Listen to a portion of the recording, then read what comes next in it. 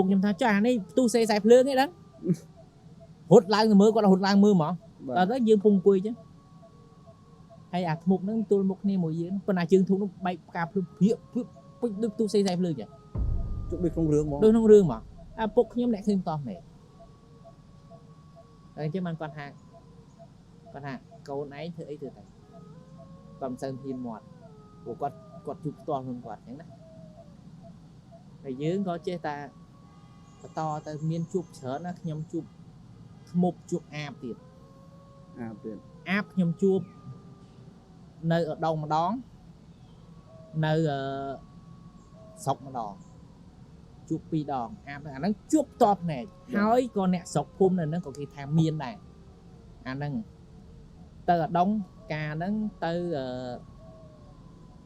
ខ្ញុំចាប់បួងសួង2020ហើយខ្ញុំធ្វើបួងសួងថ្វាយព្រះមហាក្សត្រនៅជើងភ្នំឧដុង្គកាលហ្នឹងធ្វើផ្អើលដល់ខាងវាំងដែរខាងវាំងលោកបកគោណាលោកត្រាស់ប្រកបឲ្យខាងវាំងមកចូលប៉ុនយើងដែរបាទធ្វើគ្រាន់តែធ្វើលោកដឹងហ្មងទេវតាទៅនិមិត្តភ័ក្រទូលោកជុំចឹងកាលហ្នឹងផ្អើលក៏គេមកធ្វើប៉ុនមួយយើងចាប់ប៉ុនហ្នឹងហើយក៏ខ្ញុំទៅថតផ្កាយជាមួយបងប្រុសខ្ញុំគាត់បងថ្លៃគាត់អ្នកថតផ្កាយទៅថតផ្កាយជើងភ្នំដងស្រាប់តែទៅដេកយប់ទៅដល់យប់ម៉ោង7ហើយលោកទទួលលោកអីគាត់ដូចតំណងដែរគាត់ដេកនៅមុខសាឡុំហ្នឹងសាឡុំបុរាណបាទដេកមុខសាឡុំហ្នឹងទៅតែមិនដេកចំទ្វារទេណាព្រោះផ្លូវគេចេញចូលស្រាប់តែដេកម៉ោងប្រហែល2:10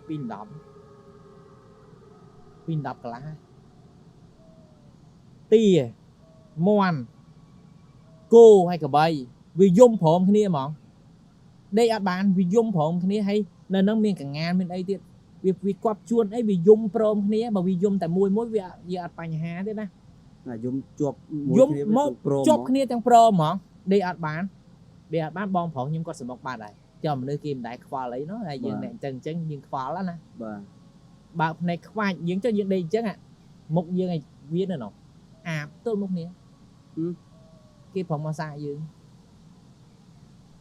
ណាស់ដែរទៅវិញខ្ញុំអត់ត្រូវការមកសាកមួយអ្នកឯងបើសិនសាកខ្ញុំកដោបានគាត់ណាទាញកម្មមកសោតអានោះរត់បាត់នឹងនៅដងមួយទៅស្រុកឆ្នាំ2022ចូល23ខ្ញុំមានបញ្ហាគ្រោះថ្នាក់ចរាចរណ៍ចកេះបាទអញ្ចឹងខ្ញុំត្រូវដេកនៅលើខែ3ខែហើយពេលដែលទៅស្រុកហ្នឹងគឺខ្ញុំទំបានកាន់ឈើច្រត់អាចដើរបាននេះពេលហ្នឹងដេកកាលហ្នឹងគេជប់លៀងបនគេជប់លៀងខួបពូផងគេបាញ់គេធ្វើស្អីផងគេជប់លៀងផងគេធ្វើមន់ឡើងចិត្ត100មន់សម្រាប់ហូបហ្នឹងណាបាទគេធ្វើឲ្យគេមានយកទៅព្រៃចេកហ្នឹងគេអត់យកទៅកប់អាខ្លះកប់អាខ្លះអត់កប់ទេអាគ្រឿងក្នុងមន់ហ្នឹងយប់ឡើងអាបវាមកស៊ីថាចង្អែនេះទៅប្រហែលចង្អែនេះទៅដល់ដើមចទាលតូចនោះហ្នឹងចង្អែហ្នឹងហើយយើងមិនមើលឃើញបាទយើងធម្មតាអ្នកឈឺវាមិនងាយដេកទេម៉ោង1ក៏ដោយយើងមើលឃើញស្រាប់តែមើលទេអញប្រហែលអាភ្លើងហ្នឹងចេះមើលខ្ញុំនិយាយស្ដាប់វាល្អសោយដែរវាមិនមកវានៅក្រោមញ៉េព្រោះឲ្យវាឡើងលើតែអត់ឡើងខ្ពស់ទេបាទដូចថាវាពំអញ្ចឹងទៅវាស៊ីទៅដើម្បីវាលេបទេអញដូចប្រហែលគិតក្នុងចិត្តយកវ៉ែនតាពាក់សិនយកវ៉ែនតាពាក់ពោឃើញមុខច្បាស់ហ្មងអាបជួយអាបគាត់ណាទាញទូរស័ព្ទថតអានោះរត់បាត់ក៏អត់ទេសួរសិនសួរម៉ែសួរមីងអីអ្នកស្រុកភូមិគេថាមានតែអាបហ្នឹងមិនមែននៅក្នុងភូមិយើងទេនៅភូមិមួយទៀតណាបាទគេថាមានអ្នកហ្នឹងតែម្នាក់ហ្នឹងមិនដែលធ្វើអីឲ្យគេឈឺឲ្យអីទេហើយគ្នាហ្នឹងមកសុំសិលវត្តសិលទេតែដល់ថ្ងៃហ្នឹងវាចាំយើងឲ្យសិលដែរបាទ2ដងយប់ឡើងមកយប់ស្អែកទៀតមកទៀតវានៅរៀងខ្ពស់ដែរនៅក្បែរដើមដូងខ្ញុំថាឥឡូវអ្នកឯងមកសុំបុណ្យឬក៏ចង់សាកបើអ្នកឯងមកសុំបុណ្យខ្ញុំមកទឹកបុណ្យឲ្យទៅគេត្រឡប់ទៅវិញដែរអានឹងអាបជួបផ្ទាល់ពីរដងនៅទី1ដងទី2នៅស្រុកបងប្អូននិយាយទៅអានោះតាមពិតនិស័យឬមួយក៏បើគេហៅទូទៅជាស្រ័យបងគេហៅអានោះដូចចាស់ពីដើមគាត់ហៅថាកាយៅបងប្អូនខ្ញុំ6នាក់ឆ្វាក់រឿងហ្នឹងទាំងអស់6នាក់ឆ្វាក់ចឹងទាំងអស់ ហើយអាចដឹងរឿងហេតុការណ៍មុនហ្នឹងអស់ដូចជាបងស្រីទី3អញ្ចឹងអាចដឹងរឿងប្រទេសជាតិអីយល់សពមុនអីដឹងមុនហ្នឹងអស់ បាទ បើខ្ញុំអីអាចដឹងមុនហ្នឹងអស់ដូចគេមកប្រាប់មុនអញ្ចឹងហើយឧទាហរណ៍ផ្ទះណាមានខ្មោចងាប់មានអីតៃហោងាប់ហ៎បាច់ប្រាប់ទេគ្រាន់តែទៅដល់ពួកហ្នឹងវានិមិត្តខ្លួនឲ្យឃើញមកឧទាហរណ៍ជាក់ស្ដែងឆ្នាំ2013ផ្ទះមួយនៅចិត្តអង្គរសមុទ្រយើងផ្លូវទេផនណា បាទ ផ្ទះហ្នឹងអាណាទៅនៅអត់បានណាអាខ្មោចហ្នឹងវាដេញហ្មងដល់ពេលរួចទៅគេក៏គេអ្នកស្គាល់តាមកូនសិស្សខ្ញុំអីហៅខ្ញុំទៅមើលផ្ទះហ្នឹងទៅដល់អាខ្មោចហ្នឹងវាធ្លាប់ចងកងងាប់ណាផ្លូវចូលទៅវាជួបចដៅ បាទ វាពាក់អាវក្រហមខោទឹកបិចហើយមនុស្សប្រុសអាយុខ្ទង់20ជាងវាងាប់ទៅដល់ពេលងាប់ទៅយើងទៅដល់វានិមិត្តយើងឲ្យឃើញមកទៅដល់វាថាវាមកពីម្ចាស់ផ្ទះមុនមនុស្សអត់ល្អអ្នកដែលមកជួល បាទ អញ្ចឹងវាដេញចេញដល់អ្នកជួលក្រោយនេះវាចេះតែឲ្យឃើញអញ្ចឹងទៅខ្ញុំប្រាប់ថាឲ្យសែនអីឲ្យវាស៊ីទៅនេះទៅដល់ពេលសែនទៅឥឡូវផ្ទះហ្នឹងសុខសប្បាយរហូតអ្នករកស៊ីបើកហ្នឹងឥឡូវគេទិញផ្ទះនៅខ្លួនគេបានមុនដំបូងជួលឥឡូវគេទិញផ្ទះនៅបានណា វាសិតតែជារឿងពេលច្រើនរឿងខ្លះខ្ញុំអត់ធ្លាប់ឮរឿងខ្លះក៏ធ្លាប់ឮរឿងខ្លះក៏ឮពីចាស់ បាទ គាត់បានជាធម្មតាគាត់ប្រូប្រាជ្ញជំនុំគ្នាទៅយើងនៅក្មេងៗស្ដាប់បានអញ្ចឹងណាហើយពេលខ្លះគេចង់ដឹងចង់ឮដែរហើយដល់ពេលបានទោះបីមកដល់ក្តីនៅពេលនេះក៏ដោយក៏នៅតែចូលចិត្តស្ដាប់ប្រភេទរឿងបែបអញ្ចឹងហើយណាមួយវាជាជំនឿរបស់ខ្មែរយើងតាំងពីដូនតាមកម្លេះតាំងដូចការសាក់យ័ន្តអីផ្សេងអាហ្នឹងវាសុទ្ធតែជាជំនឿ ហើយក្នុងការសាក់យ័ន្តខ្ញុំឃើញថាឥឡូវនេះមានអ្នកសិក្សាត្រឹមត្រូវនិងអ្នកសិក្សាមិនត្រឹមត្រូវ បាទ អ្នកសិក្សាត្រឹមត្រូវដូចជានៅខាងដូចលោកឃើញស្រាប់ហើយខាងលោកឪរ៉ែមអីហ្នឹងណាខ្ញុំសិក្សាមើលទៅអូគាត់ត្រឹមត្រូវរបស់គាត់ល្អ បាទ មកក្រោយគ្រូផ្សេងទៀតតែខ្ញុំមុននឹងមើលវីដេអូលោកឪរ៉ែមខ្ញុំគាត់នៅឃើញខ្ញុំថាអត់ល្អព្រោះក្នុងការសិក្សាសាក់យ័ន្តនេះមនុស្សដែលត្រូវសាក់យ័ន្តនេះវាត្រូវមើលឆ្នាំ បាទ ឆ្នាំណាធាតុណាដែលវាត្រូវជាមួយនឹងប្រភេទយ័ន្ត បាទ វាមិនអាចនឹងដាក់យ័ន្តទៅត្រូវទាំងអស់ទេឧទាហរណ៍ជាក់ស្ដែងមហាឧត្តខ្លះអ្នកឯងសាក់ត្រូវមហាឧត្តខ្លះអ្នកឯងសាក់មិនត្រូវទេហ្នឹងជាក់ស្ដែង បាទ ដូចជារឿងស្នេហ៍តែសាក់យ័ន្តស្នេហ៍ខ្លួនពីដើមយ័ន្តស្នេហ៍គេកម្រសាក់នឹងខ្លួនណាកម្រណាស់យ៉ាងច្រើនណាស់គេបញ្ចុះសារការលិនថោងហ្នឹងថ្មិញនេះឬក៏នៅបណ្ដាតឬក៏នៅក្រោមវោមាត់នេះឬក៏នៅក្រោមទៅនេះបញ្ចុះតែបន្តិចទេគេមិនដែរទៅបញ្ចុះច្រើនណាស់ឥឡូវយើងឃើញមានបញ្ចុះយ័ន្ត5ជួរយ័ន្ត5ជួរហ្នឹងក៏ក្នុងក្បួនខ្មែរពីដើមក៏ខ្ញុំមិនដែរឃើញដែរក្នុងសត្រាខ្មែរហ្មងដូចមហោមើលអត់មានឃើញយ័ន្ត5ជួរទេ ខ្លាំង អាគេលោកគេរកឃើញក្រោយទៀតក៏យើងវាមិនដឹងណា បាទ ប៉ុន្តែសត្រាដែលខ្ញុំធ្លាប់មើលមកខ្ញុំស្វែងរកយ័ន្ត5ជួរហ្នឹងគឺខ្ញុំរកមិនឃើញ ខ្លាយច្រើន ខ្លាយច្រើនហើយយ័ន្តដែលយកមកដាក់ឥឡូវនេះមានអ្នកមួយចំនួនគេចេះថាយ័ន្តខ្ញុំប្លែកខ្ញុំថាយ័ន្តខ្ញុំមិនប្លែកទេព្រោះក្នុងការគូសយ័ន្តមួយមកផ្ទាំងវាត្រូវមើលងាយវាត្រូវថ្លឹងធាតុយ័ន្តហ្នឹងជាមួយនឹងបុគ្គលដែលយកមកយ័ន្តហ្នឹងទៅប្រើត្រូវថ្លឹងឲ្យស្មើគ្នាថ្លឹងមិនស្មើគ្នាអ្នកយកទៅប្រើបានតែដំបូងទេ បាទ ឲ្យផលវិបាកទៅវិញជួនកាលយកទៅមនុស្សនឹងមានបញ្ហាក៏មានថ្លឹងមិនត្រូវអានេះចេញសុំផ្ដាំឃើញអ្នករៀនយ័ន្តច្រើនណាស់ដែលគាត់អត់ទាន់យល់ពីធាតុនឹងដែលខ្ញុំឃើញណាចឹងសុំឲ្យរៀនធាតុអាថ្លឹងធាតុនឹងឲ្យមែនតែន សម្រាប់អ្នកដែលសាក់យ័ន្តបុរាណ បាទ សាក់យ័ន្តបុរាណ សាក់យ័ន្តបុរាណ សាក់យ័ន្តសម័យបើបងនិយាយចឹងក៏អត់ខុសដែរទូទៅជាងសាក់ខ្លះគាត់សាក់តាមភ្ញៀវ បាទ គាត់កំងឬមួយគាត់អី ចូលចិត្តអីចឹងដែរ បាទប៉ុន្តែអ្នកដែលមិនចេះធ្វើចេះអាហ្នឹងវា រឿង បា ផ្សេង ទៀតបាទអាហ្នឹងវាចូលដល់រឿងដែលនិយាយមុនហ្នឹង ហើយអារឿងយ័ន្តនេះខ្ញុំគាត់តែប្រាប់ទេស្រឡាញ់ក៏ដោយឲ្យតែសាក់ជាប់ខ្លួនហ៊ានតែទៅវត្តលោកសូត្រយ័ន្តតអាហ្នឹងដាស់ direct មក ចឹងទៀត ដាស់ direct មកអូតូមកឲ្យតែលោកសូត្រយ័ន្តតសូត្រយ័ន្តតប្រោះទឹកឬក៏ស្រោចទឹកហ្នឹងគឺដាស់ direct មក ấy bà pe để cụ cha chắc con sẽ tập quần thụ sẽ là ít mang quần thụ cặp bằng ta tham cái đó mỹ đấy con quần thụ là hột nè đà miền môn đà môn ấy chân từ đây bà chụp bộ sáng hai ta sạc doan hai hiện là ao luộc sôi tất đấy đây là doan táo chọp mà đà cung được đây đường doan đây được luôn nhóm to từ miền cà miền càมันคือ បាទមែនតើទៅបងប្អូនស្ដាប់គ្រាន់តែជាចំណេះដឹងមួយផ្នែកតាក់ទងនឹងអបិយជំនឿតាក់ទងនឹងគេហៅថាសាក់យ័ន្តផ្សេងអញ្ចឹងដែលដូចបងលើកមកអត់ខុសទេដូចខ្ញុំនិយាយមុនហ្នឹងក៏យើងនិយាយត្រូវមិនហឹមសាក់ឯងសំបីតគូសក៏ដោយចាក៏ដោយប្រភេទយ័ន្តខ្លះត្រូវចាថ្ងៃពហុម៉ោងប្រមាណហើយពេលចាហ្នឹងត្រូវការរុក្ខជាតិអីខ្លះត្រូវការផ្ការបៀបម៉េចពេលកិច្ចធ្វើដំបូងត្រូវរៀបលំដាប់របៀបម៉េចយ័ន្តខ្លះត្រូវធ្វើថ្ងៃសៅរ៍យ័ន្តខ្លះត្រូវធ្វើថ្ងៃអង្គារយ័ន្តខ្លះត្រូវធ្វើថ្ងៃអាទិត្យវាមានទៅតាមប្រភេទយ័ន្តហើយបើយើងសិក្សាច្បាស់គ្រូគេចេះមករហចាឲ្យប៉ប៉អូខេប៉ុន្តែសួរថាអានុភាពវាមិនអញ្ចឹងបានថាចំពោះខ្ញុំមួយខ្ញុំនិយាយគូយ័ន្តនេះកថាដល់ក៏ងាយគូដែរចង់មករកខ្ញុំឯង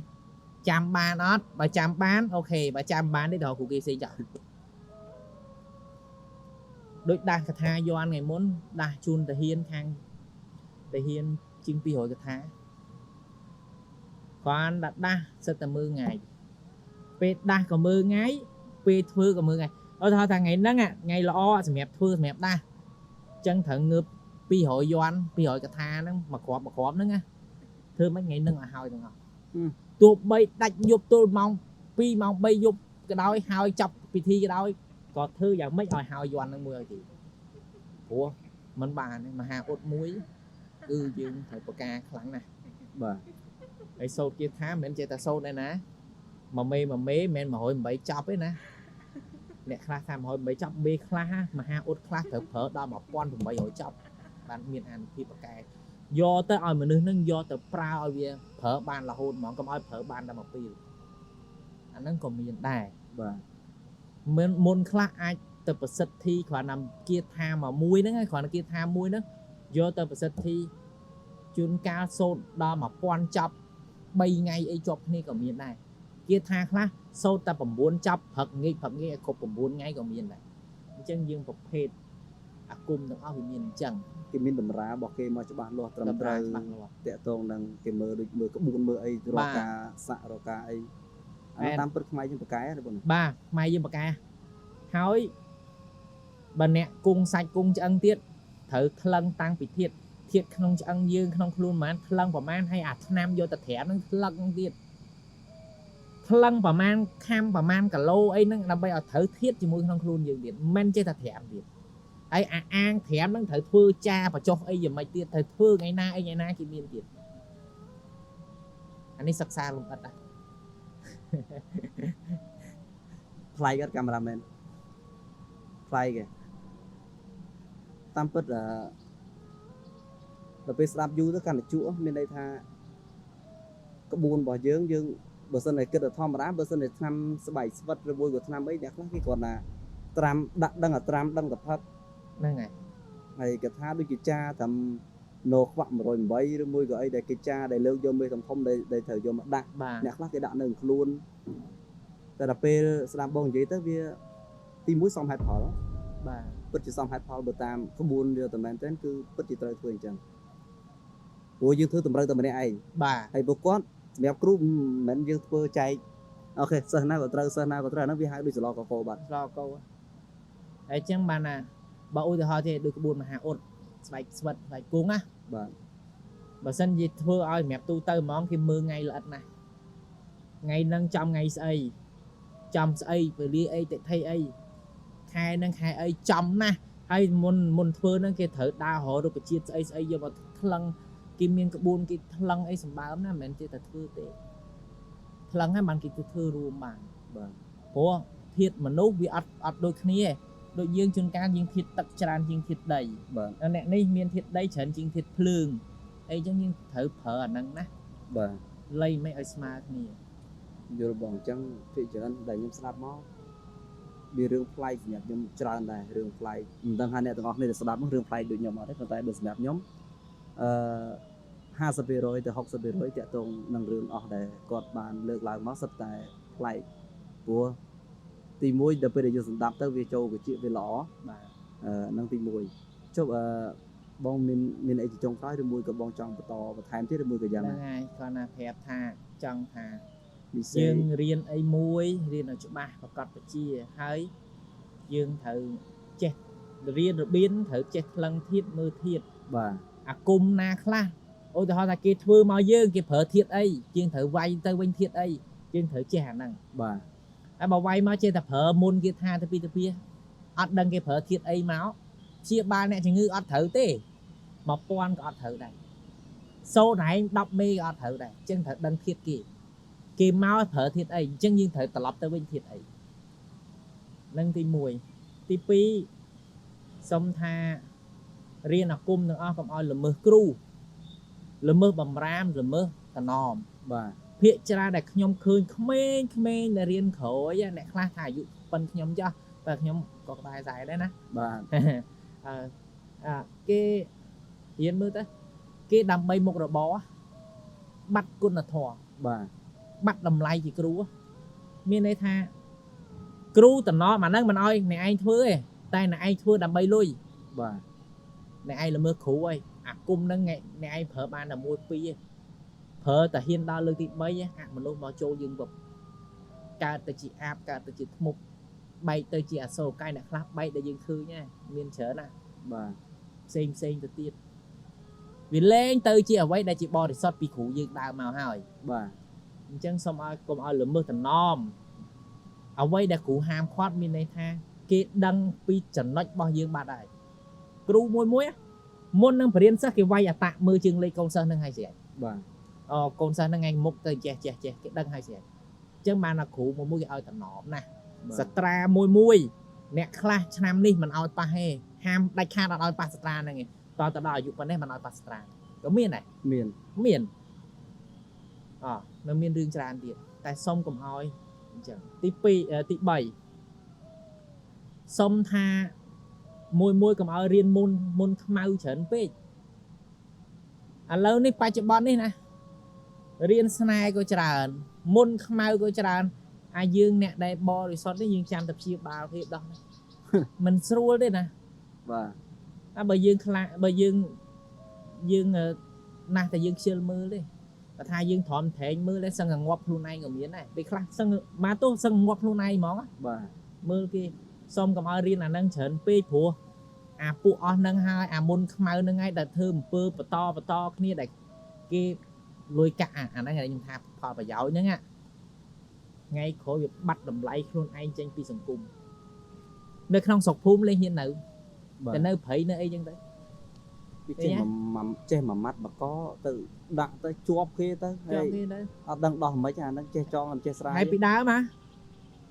តែគេដឹងថាគ្រូនឹងធ្វើគុំណាឯងយប់ហ្នឹងរត់តាន់ដឹងហើយបើមិនឆេះផ្ទះទេក៏កបត់ក្បាលដែរ បាទ អាពួកគ្រូគុំពីដើមឲ្យតែដឹងថាផ្ទះគ្រូហ្នឹងឯងហើយធ្វើឯងដឹងហើយអញ្ចឹងមិនថាសុំកុំឲ្យរៀនមុនខ្មៅច្រើនណា បាទ ហើយសុំមួយទៀតសុំឲ្យថាយើងបដិបត្តិអ្នកហ៊ានអាគុំទាំងអស់ស្វែងគុំព្រះព្រឹកងើបហ្នឹងឲ្យជាប់ទៅចេះព្រះបរិត្តឲ្យច្រើនល្អអត់ចាំបាច់តែសូត្រអីអាគុំនេះប៉ុប៉អីច្រើនពេកមិនបាច់ទេព្រោះអាគុំទាំងអស់ដែលយើងរៀនរាល់ថ្ងៃនេះណាបើសិនជារៀនផ្នែកសង្គ្រោះខ្ញុំនិយាយអស់ហ្មងគ្មានព្រហ្មញ្ញសាសនាទេជាព្រះបរិត្តដែលគេដកយកមកជាគាថានៃព្រះពុទ្ធគុណជាគាថានៅក្នុងសតន្តបិដកក្នុងអភិធម្មបិដកគេដកបន្តិចយកមកប្រើមានតែពាក្យអូមៈទេដែលយើងយកពាក្យអូមៈកក្រើមហាកក្រើមអីអាពាក្យអូមៈកក្រើមអីអាហ្នឹងវានៅក្នុងលទ្ធិបលឹងវាមិនមែននៅក្នុងព្រហ្មញ្ញទេព្រហ្មញ្ញគេមានគាថាសូត្រពាក្យអូមៈហ្នឹងពាក្យថាអូមៈបានន័យថាខ្ញុំសូមនមស្ការ đấy nhé mà ska đo lại na ao chui ấy chẳng prom mánh nhưng tha nó hết anh tích prom mánh em tích prom mánh sắc xa prom mánh men tên nhóm គ្រាន់តែបានអានកពីព្រំមាញ់បន្តិចទេព្រំមាញ់ដូចលោកគ្រូមកទៅលោកគ្រូបាននេះហើយលោកគ្រូទេវរៈព្រំមិនណាសុំនិយាយឈ្មោះគាត់តិចចាគាត់ក៏បានអានកពីព្រំមាញ់សាសនាដែរអញ្ចឹងយើងស្អីបន្តិចកុំឲ្យអីបន្តិចឬសូគេស្រោចទឹកធម្មតាអូលោកនឹងព្រំមាញ់លោកសូធរប្រាសោះ បាទ កុំឲ្យដែរណាអានេះខ្ញុំឃើញច្រើនគ្នាដែរដល់ពេលសិក្សាព្រំមាញ់សួរថាអ្នកដែលប្រកែថាព្រំមាញ់ណាដែលទៅអានកពីព្រំនៅពួកព្រំមាញ់នៅដែលអានកពីស្អីណាមួយក្នុងព្រំមាញ់នៅត្រៃវេទត្រៃភូមិត្រៃយុទ្ធត្រៃដាកពីវិន័យសិក្ខាអីដែលអាននៅកពីវេទទាំង14ដែលអាននៅអងថ្ងៃពួកនឹងរកឃើញ9អ្នកពួកដែលខ្ញុំឲ្យស្រាវជ្រាវ បាទ ប៉ុន្តែមិនដឹងអស់វា14ក្បាល បាទ ឲ្យពួកស្រាវជ្រាវបន្តទៀតទៅបកប្រែទៅកុំឲ្យអីបន្តិចព្រំមាញ់នេះសុំផ្ដាំផ្ញើថារៀនសុំឲ្យរៀនផ្នែកសង្គ្រោះរៀនផ្នែកជួយអាហ្នឹងបានវារីកចម្រើន